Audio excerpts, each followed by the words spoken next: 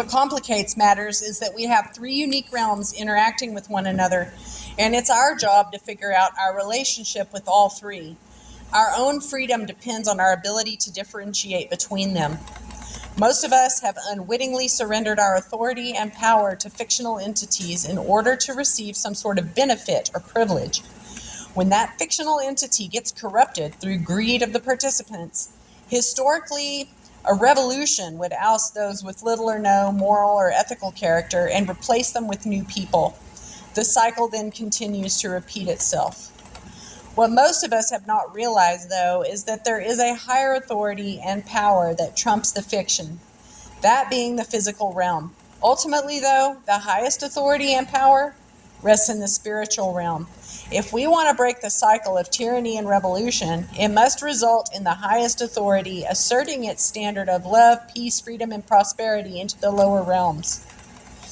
Knowing the difference is the challenge, as most of us have not taken the time to contemplate these questions.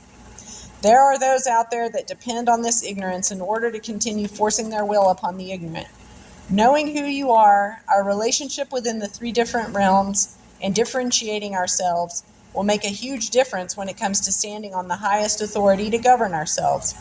It's complicated because the fictional realm has entrenched itself in every aspect of our lives. Whole industries have been created to design, support, and protect the fictional realm. Whole populations of people are so dependent upon it that they will fight to protect it. Knowledge of each realm is the only way we can free ourselves from the tyranny that has grown up around us. It is not an easy journey, but one that we must embark on if we want to break the cycles and find true freedom. We will then influence others through our own actions without force, but through influence instead. Chapter 2, Governance in the Fictional Realm.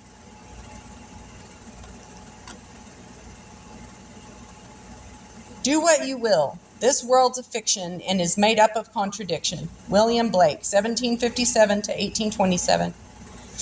I find that the fictional realm is by far the most complex, turbulent, and confusing realm of them all. There's no way anybody can fully explain this realm as it exists in the vastness of our own imaginations. When it comes to our imaginations, there's no limit as to how far we can go. To keep this discussion focused, the scope will be limited to governance within the fictional realm. This level of discussion hurts the head of most people because we were not raised or taught to contemplate our relationship with each other and the institutions that grew up around us. To bring these topics into our conscious mind hurts, but it is something that must occur if we are to see past the smoke and mirrors of those who control the world through control of our own minds. Our minds are capable of creating any level and complexity of ideas. However, what if we were not consciously aware of the ideas or images that we were creating? What if there were people out there who realized that just the mere mention of an idea would result in others believing in that idea and start working to manifest it in the physical realm? How would we then be able to figure out whether these ideas were ours or from somebody else? Would those individuals be able to manipulate and control whole populations of people with the mere murmur of a thought or idea? Disturbing concept, to say the least. It became clear to me that my imagination was used as a tool against me for my whole entire life. I cannot and will not blame those who did the manipulation, for in the end, my life and my mind is my responsibility, not theirs. For years, my imagination and capacity to create images, ideas, and concepts have been heavily influenced by my parents, friends, family, teachers, mentors, authors, filmmakers, leaders, government, and the church. These stories, images, and concepts have been shared and expressed for thousands of years and built up over time. We were taught that the whole idea of family, community, countries, nations, corporations, treaties, constitutions, finance, commerce, etc., are all constructs created by our minds so that we may find ways to interact with one another. We're capable of making them as simple as we wish or extremely complex. I've believed for many years that these constructs were originally created with the intent of providing peace and security for those who participated. These ideas do not physically exist, but rather are mental constructs that allow us to communicate or express our relationships with others and the protocols that have been established to help express that relationship in the physical realm. These constructs themselves are not harmful if all involved respected the initial intent and spirit of the construct, peace and security. However, they became harmful when specific individuals went outside of the intent of peace and security and decided to utilize these constructs to appease their greed, lust, and desire for power. These constructs are also harmful if those same individuals use force or the threat of force to ensure compliance. We all entered into these relationships out of ignorance, and with knowledge, we can exercise our free will choice to leave them should they no longer serve the individual. Greedy individuals have been involved in this level of manipulation for thousands of years. The brilliant part of their plan is that they know how our minds work better than we do. So, how did they do it? Language can be a tricky thing because most of us cannot read or see images and concepts in other people's minds. We must find a way to communicate those thoughts to others. We utilize sounds, words, music, pictures, body language, and any other form of communication we can find in order to get our point across. How do we really know if the other individual received our message properly? After all, our own life experiences, culture, beliefs, and biases can have a huge influence on how we interpret all the messages we receive from others. Stephen Covey, in his book, Seven Habits of Highly Effective People, wrote about one such habit. He wrote that we should seek first to understand and then be understood. This requires that the recipient repeat back to the sender so that he or she can confirm that the message was transmitted and received properly. How many of us utilize this method? I'm just going to pause and insert here that I did actually use that method when I was raising my children before they were kidnapped. I would make sure that they understood the instruction by making them repeat it back. So I did good on that. Anyway, how many of us utilize this method?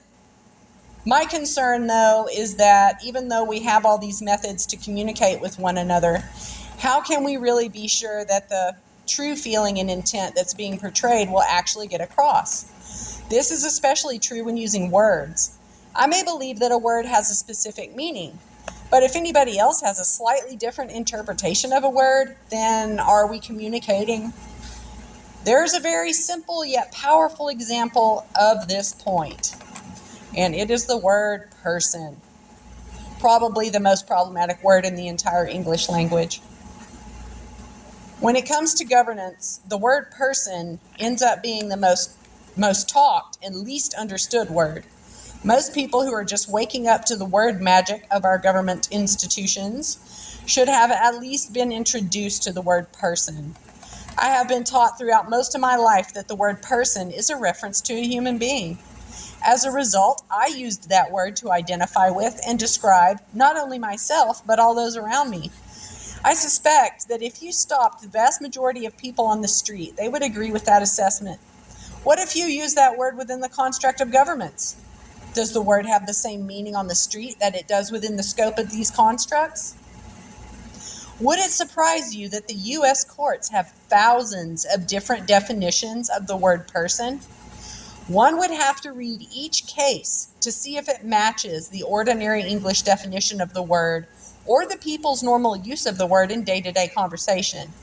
This is the main problem that I see with many of our relationships with fictional entities. Despite all the technology and education people have, simple concepts like the definition of a single word can still send the whole relationship into a tailspin as a result of a failure to communicate. To this day, the people of this planet are still confused, and I believe it to be by design. What better way to maintain control than to make systems so complex and have the meaning of words so obscure that the average individual cannot make heads or tails of it? As a result, experts are required, and they can ensure the integrity of their game is maintained. I'm going to step through some simple critical thinking processes here so that I can be assured that I, the author, am able to communicate with you, the reader. It is important that you fully comprehend the spirit and meaning behind the ideas I'm about to share. This is an exercise that we must all use if we are to bring the truth of the fictional realm into our consciousness so that we can properly evaluate it. Does it serve us, or do we end up serving it? The Oxford Unabridged Dictionary of 1958 defines the word person as Latin, persona, a mask used by a player, a character acted, in late use, a human being. A part played in a drama or in life, hence, function, office, capacity. Guise, semblance, character in a play or story. An individual human being, a man, woman, or child. The living body of a human being, either the actual body as distinct from clothing, etc., or from the mind or soul. Law, a human being, natural person, or body corporate or corporation, artificial person, having rights or duties recognized by law. Theologically, applied to the three modes of the divine being in the Godhead, Father, Son, and Holy Spirit, which together constitutes the Trinity. The personality of Christ, especially as uniting the two natures, divine and human.